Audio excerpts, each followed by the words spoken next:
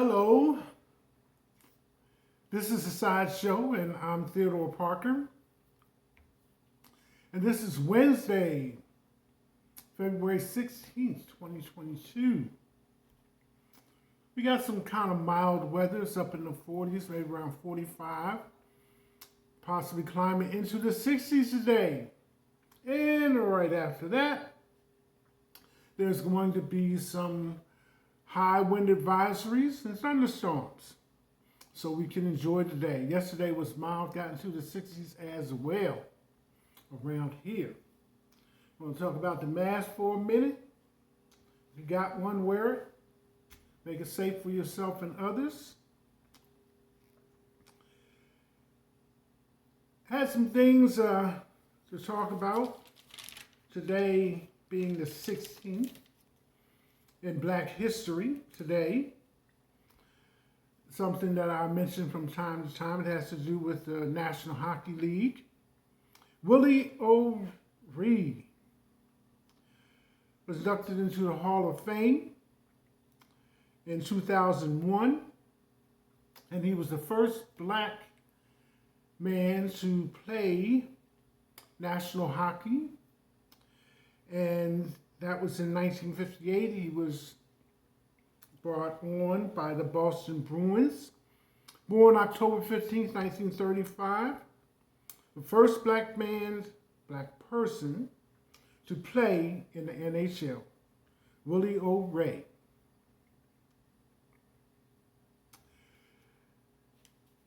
Now, since that much is covered, you can kind of look in your local news and stuff like that, but I ran across something that made me kind of like drop everything and get on this to find out the whys and the wherefore, the facts and so forth and so on like that.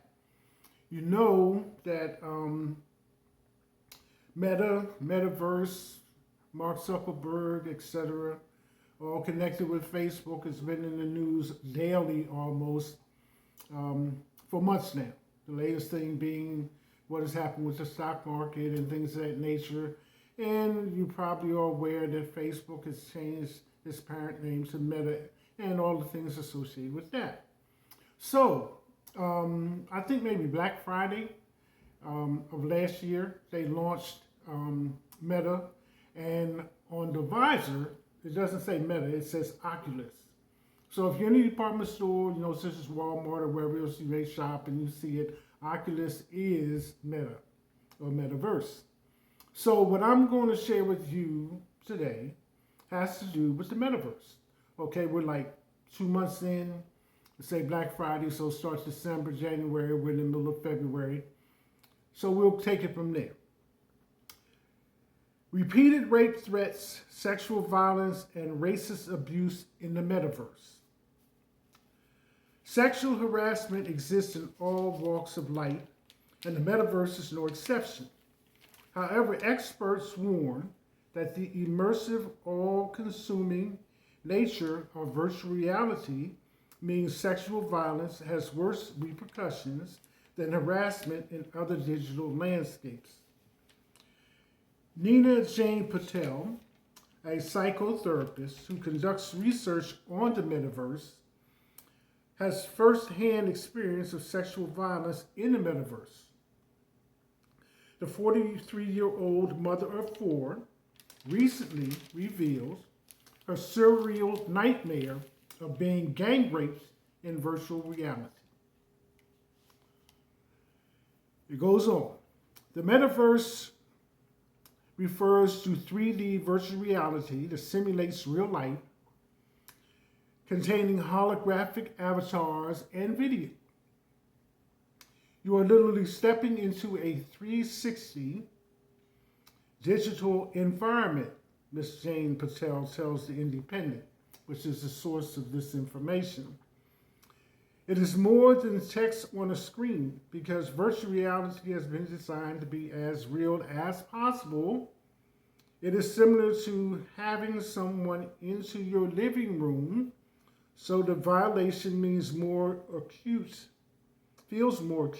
than it would feel on a social media platform. Ms. Jane Patel, who lives in London, to say, watch who you mess with, because you know, like that, who lives in London, first revealed the sexual violence she suffered in a Medium post at the end of December. Explaining her response to the incident felt like it had happened in real life due to the technological advances of simulation.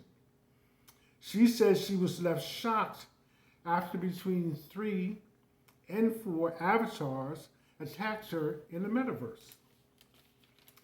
I recently shared my experience of sexual harassment in Facebook's Meta's venue. Ms. Jane Patel, who was in Facebook's metaverse named Horizon Venues when the incident occurred, said, within 60 seconds of joining, I was verbally and sexually harassed. 3, 4 male avatars with male voices, essentially, virtually gang raped my avatar and took photos. As I tried to get away, they yelled, "Don't pretend you don't love it, and go rub yourself off to the photo."